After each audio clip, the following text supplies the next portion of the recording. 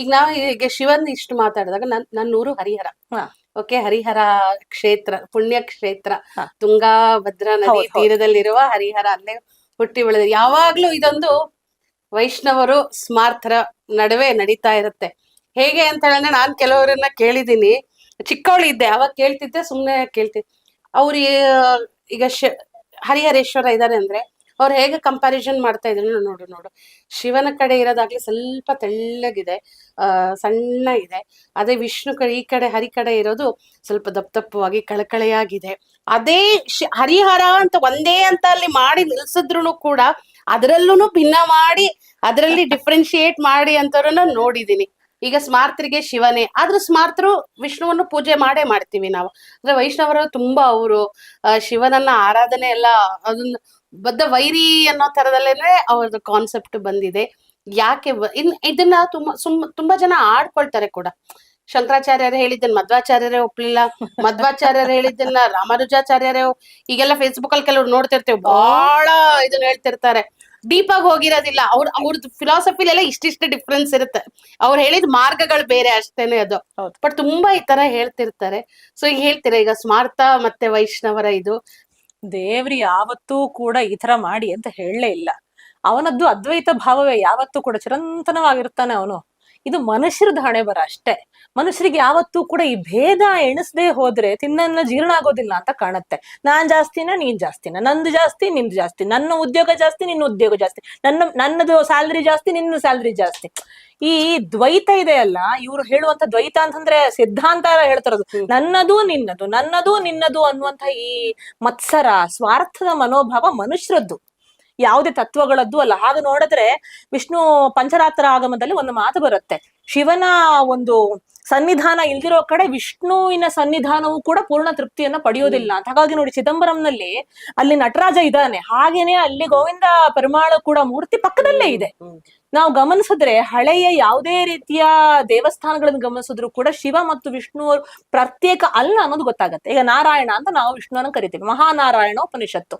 ನಿಮಗೆ ಶಿವನ ಎಷ್ಟು ಮಂತ್ರಗಳು ಸಿಗ್ತವೆ ಗೊತ್ತದರಲ್ಲಿ, ಎಷ್ಟೋ. ಈಗ ನಿಧನಪತಯೇ ನಮಃ, ನಿಧನಪತಾಂತಿಕಾಯ ನಮಃ ಅಂತ ಹೇಳ್ಬಿಟ್ಟು ಈ ತರದ ಎಷ್ಟೋ ಸಂಗತಿಗಳು ನಮಗೆ ಶಿವನದ್ದು ಅಂತ ನಾವು ಗಮನಿಸುವಂಥದ್ದೆಲ್ಲವೂ ಕೂಡ ಮಹಾನಾರಾಯಣ ಉಪನಿಷತ್ತಿನಲ್ಲಿ ಸಿಗುತ್ತೆ. ಇನ್ನು ಹರಿಯರ್ಧ ಮೂರ್ತಿ, ಅದರಲ್ಲೇ ಗೊತ್ತಾಗತ್ತೆ ಅವರು ಇಬ್ರು ಕೂಡ ಅಭಿನ್ನರು, ಭಿನ್ನರಲ್ಲ.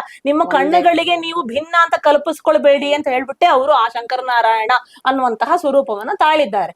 ಮತ್ತು ಪುನಃ ನೀವು ಭಿನ್ನತೆಯನ್ನ ಕಲ್ಪಿಸ್ಕೊಳ್ತೀರಾ ಅಂತಂದ್ರೆ ನಿಮ್ಮ ಪ್ರಾರಬ್ಧ ಅಷ್ಟೇ. ನಾವು ಮತ್ತು ಪುನಃ ಈ ತರದ ಒಂದು ಡುವಾಲಿಸಂ ಕಡೆಗೆ ಹೋಗಬಾರ್ದು. ಡುವಾಲಿಸಂ ಕಡೆಗೆ ಹೋದಷ್ಟು ನಿಮಗೆ ಆ ಚಿರಂತನವಾದಂತಹ ತತ್ವವನ್ನ ಎಟುಕಿಸ್ಕೊಳ್ಳಿಕ್ಕೆ ಬಹಳ ಕಷ್ಟ ಆಗತ್ತೆ. ಎಷ್ಟೋ ಸ್ಮೃತಿಗಳು, ಸಂಹಿತೆಗಳು, ಹಾಗೇನೆ ಪುರಾಣಗಳು ಕೂಡ ಇದನ್ನು ತಿಳಿಸುತ್ತವೆ ನಮಗೆ. ಶಿವ ಬೇರೆ ಅಲ್ಲ, ವಿಷ್ಣು ಬೇರೆ ಅಲ್ಲ, ಶಿವನಲ್ಲೇ ವಿಷ್ಣು ಇದ್ದಾನೆ, ವಿಷ್ಣುವಲ್ಲೇ ಶಿವ ಇದ್ದಾನೆ ಅಂತ ಹೇಳ್ಬಿಟ್ಟು. ಹಾಗಾಗಿ ನಾವು ಈ ತರದ ಭೇದವನ್ನ ಮೊದಲನೇದಾಗಿ ಎಣಿಸ್ಲಿಕ್ಕೆ ಹೋಗುವುದೇ ನಮ್ಮ ಮನುಷ್ಯರ ಒಂದು ಏನ್ ಹೇಳೋದು ಅಜ್ಞಾನ ಅಂತ. ನಾವು ದೇವರು ಅಂತ ಹೇಳ್ಬಿಟ್ಟು ಅವ್ರನ್ನ ನಂಬುವುದು, ಆಚಾರ್ಯರು ಅಂತ ಕೈ ಮುಗಿಬಹುದು. ಆದ್ರೆ ನಮ್ಮ ಈ ಭೇದದ ಬುದ್ಧಿಯನ್ನ ನಾವು ತತ್ವಗಳಲ್ಲಿ ಅಥವಾ ಈ ದೈವತ್ವದಲ್ಲಿ ಆರೋಪಿಸ್ಲಿಕ್ಕೆ ಹೋಗಬಾರದು. ಅದು ನಮ್ಮ ಒಂದು ಅಜ್ಞಾನದ ಫಲ. ನಮ್ಮ ಅಜ್ಞಾನ ಈ ಮಟ್ಟಿಗೆ ಏರ್ತಾ ಹೋದ್ರೆ ಆ ದಕ್ಷಿಣಾಮೂರ್ತಿಯಾದಂತಹ ಸುಜ್ಞಾನಿಯಾದಂತಹ ಶಿವ ನಮಗೆ ಹೇಗೆ ದಕ್ತಾನೆ? ವಿಷ್ಣು ಆದ್ರೂ ಹೇಗೆ ದಕ್ತಾನೆ? ಯಾರು ದಕ್ಲಿಕ್ಕೂ ಸಾಧ್ಯ ಇಲ್ಲ. ನಾವು ಮಾಡಿಕೊಂಡ ರೂಪಗಳು, ಆ ರೂಪಗಳನ್ನ ನಮ್ಮ ಒಂದು ಏನ್ ಹೇಳೋದು, ನಮ್ಮ ಒಂದು ಉಪಾಸ್ಯ ದೇವತೆಯ ರೂಪಗಳು ಅಂತಂದ್ರೆ ನಾವು ಗಮ್ಯ ಸ್ಥಾನವನ್ನ ಅದೇ ಆ ಫೈನಲ್ ಡೆಸ್ಟಿನಿಯನ್ನ ಮುಟ್ಟುಕೊಳ್ಳಿಕ್ಕೆ ನಾವು ಮಾಡುವಂತ ಒಂದು ಕ್ರಿಯೆ ಅದು. ಅದಕ್ಕೋಸ್ಕರ ಬಳಸಬೇಕಲ್ಲದೆ ನೀವು ಸಪರೇಟ್ ಆಗಿ ಮಾಡ್ತೀನಿ ಅಂತಂದ್ರೆ ಅದು ಹೇಗೆ ಸಾಧ್ಯ ಇದೆ? ತಪ್ಪು ಅಂತಲೇ ನನ್ನ ಅಭಿಪ್ರಾಯ. ಹಾಗಾಗಿ ನಮ್ಮ ಯಾವ ಸ್ಮೃತಿಗಳು, ಸಂಹಿತೆಗಳು, ಪುರಾಣಗಳು ಈ ತರದ ಒಂದು ಭೇದವನ್ನ ಕಲ್ಪಿಸಲಿಲ್ಲ. ಹಾಗಂತ ತೀರಾ ಶೈವ ವೈಷ್ಣವರಲ್ಲಿ ಭೇದವೇ ಇರ್ಲಿಲ್ವಾ ಅಂತಂದ್ರೆ ಮಾಡಿದ್ದಾರೆ. ನಮ್ಮ ಪ್ರಾಚೀನರಲ್ಲೂ ಈ ತರದ ಮೂಢಾತ್ಮ ಬೇಕಾದಷ್ಟು ಜನ ಇದ್ರು. ಪುರಾಣಗಳಲ್ಲೂ ಈ ತರ ಮಾಡಿದವರಿದ್ದಾರೆ. ಶಿವನಿಗೆ ವಿಷ್ಣು ಸಬಾರ್ಡಿನೇಟ್ ಆಗಿದ್ದ, ವಿಷ್ಣುವಿಗೆ ಶಿವ ಸಬಾರ್ಡಿನೇಟ್ ಆಗಿದ್ದ ಅನ್ನೋ ತರದಲ್ಲಿ ಬರೆದವರಿದ್ದಾರೆ. ಆದ್ರೆ ನಾವು ವೇದಕಾಲದಿಂದಲೂ ಗಮನಿಸಿದ್ರೆ ಅಥವಾ ಇತಿಹಾಸಗಳಿಂದ ಗಮನಿಸಿದ್ರೆ ನಮಗೆ ಈ ತರದ ಛಾಯೆಗಳು ಎಲ್ಲೂ ಕಂಡು ಬರೋದಿಲ್ಲ. ಈಗ ನೀವು ಹೇಳ್ದಂಗೆ, ಈಗ ಪುರಾಣದಲ್ಲಿ ಅಂತಂದಾಗ, ಈಗ ವಿಷ್ಣು ಪುರಾಣದಲ್ಲಿ ವಿಷ್ಣುವಿನ ನಾಭಿಯಿಂದ ಬ್ರಹ್ಮ ಬಂದ ಅಂತ. ಸೊ ಒಂದೊಂದು ಪುರಾಣದಲ್ಲಿ ಒಬ್ರೊಬ್ಬರನ್ನೇ ಹೀರೋ ಅಂದ್ರೆ ಮೇನ್ ಅವರಿಂದನೇ ಅನ್ನೋ ಹೌದು, ತರ ಹೌದು, ಹೌದು, ಈಗ ಹೌದು, ಅವರೇ ಮೇನ್ ಕ್ಯಾರೆಕ್ಟರ್. ಹೌದು, ಹೌದು. ಶಿವಪುರಾಣದಲ್ಲಿ ಶಿವನೇ ಶಿವ, ಕ್ಯಾರೆಕ್ಟರ್. ಹೌದು, ವಿಷ್ಣು ಪುರಾಣದಲ್ಲಿ ವಿಷ್ಣುನೇ ಹೌದು, ಅಂತ ಹೇಳಿ. ಹೌದು, ಹೌದು. ನಾನು ಗಣೇಶ ಪುರಾಣದಲ್ಲಿ ಗಣೇಶನಿಂದನೇ ಈಗ ಆಮೇಲೆ ದೇವಿ ಪುರಾಣ, ದೇವಿ ದೇವಿ ಪುರಾಣದಲ್ಲಿ ಪುರಾಣದಲ್ಲಿ ಫಸ್ಟ್ ದೇವಿ ಹೌದು, ಮಕ್ಕಳು ಅಂತ ಹೇಳಿ ಹೌದು, ಎಲ್ಲರೂ ಹೌದು, ಬ್ರಹ್ಮ ವಿಷ್ಣು ಮಹೇಶ್ವರರು ಬಂದಿದ್ದು ಹೌದು, ಅಂತ ಹೌದು, ಹೇಳ್ತಾರೆ. ಹೌದು, ಸೊ ಏನಂತಾರೆ ಈ ಪುರಾಣಗಳನ್ನ ಹೇಳುವಾಗ ಆ ಕಾಲಘಟ್ಟದಲ್ಲಿ ಯಾವ್ದು ಈಗ ನಾವ್ ಹೇಳ್ತೀವಿ ಈಗ ಕಂಟೆಂಟ್ ನಾವು ಸೋಷಿಯಲ್ ಮೀಡಿಯಾದಲ್ಲೇ ರೀಲ್ಸ್ ಹೋಗ್ತಾ ಇದೆ ಅಂತ ಹೇಳಿದ್ರೆ ರೀಲ್ಸ್ ಮುಖಾಂತರ ಅಲ್ವಾ. Correct.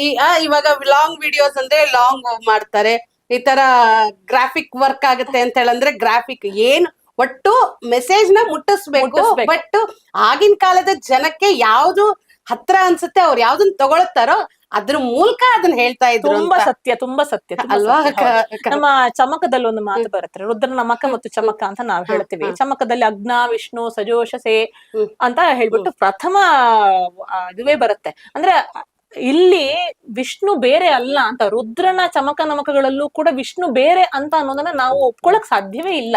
ಅವನು ಎಲ್ಲ ಒಂದು ತತ್ವಗಳ ಪ್ರತಿನಿಧಿ, ಒಂದು ಒಂದು ಏನು ಪ್ರತಿನಿಧಿ ಅಂತಲ್ಲ, ಎಲ್ಲ ತತ್ವಗಳ ಒಂದು ಕೇಂದ್ರ ಸ್ಥಾನದಲ್ಲಿ ಅವನು ಇದ್ಕೊಂಡು ನೋಡ್ತಾನೆ. ನಾನು ಆಗ್ಲೇ ಹೇಳದ್ನಲ್ಲ, ಸೂರ್ಯನನ್ನ ಕಾಣ್ಬೋದು, ತ್ವಷ್ಟರನ್ನ ಕಾಣ್ಬೋದು, ಪೂಷನನ್ನ ಕಾಣ್ಬೋದು, ಇಂದ್ರನನ್ನ ಕಾಣ್ಬೋದು, ವಾಯುವನ್ನ ಕಾಣ್ಬೋದು, ವಿಷ್ಣುವನ್ನ ಕಾಣ್ಬೋದು. ಶಿವ ಅನ್ನುವ ಒಂದು ಶಬ್ದದಲ್ಲಿ ಎಲ್ಲವನ್ನೂ ಕೂಡ ಕಾಣಬಹುದು ಅನ್ನುವ ತರದಲ್ಲಿ ಇದ್ದಾಗ ನಾವ್ ಯಾಕೆ ಈ ತರದ ಭೇದಗಳನ್ನ ಎಣಿಸ್ತಾ ಕೂತ್ಕೊಳ್ಬೇಕು ಅಂತ ನನಗನ್ಸುತ್ತೆ ಯಾವತ್ತೂ ಕೂಡ. ಒಂದೋ ವಿಷ್ಣುವಿಗೆ ಪೋಷಕನಾಗಿ ಶಿವ, ಇಲ್ಲಿದ್ರೆ ಶಿವನಿಗೆ ಪೋಷಕನಾಗಿ ವಿಷ್ಣು. ರಾಮೇಶ್ವರದಂತಹ ಎಷ್ಟು ಲಿಂಗಗಳನ್ನ ನಾವು ಇಡೀ ಭಾರತದಲ್ಲಿ ಕಾಣೋದಿಲ್ಲ. ರಾಮನೂ ಕೂಡ ಶಿವನ ಅಭಿಮಾನಿಯಾಗಿದ್ದ, ದೇವತೆಯಾಗಿ ಅವನಿಗೆ ಹರಸಿದ ಅನ್ನೋದು ಗೊತ್ತಾಗತ್ತೆ. ಹಾಗೇನೆ ರಾಮನ ನಾಮದ ಬಗ್ಗೆ ಶಿವನೂ ಕೂಡ ಪಾರ್ವತಿಗೆ ಪಾರ್ವತಿಗೆ ಹೇಳಿದ್ದ ಅನ್ನೋದು ಗೊತ್ತಾಗತ್ತೆ. ಎಲ್ಲ ಕಡೆ ಇದು ಕಾಣತ್ತೆ ಅನ್ಸುತ್ತೆ.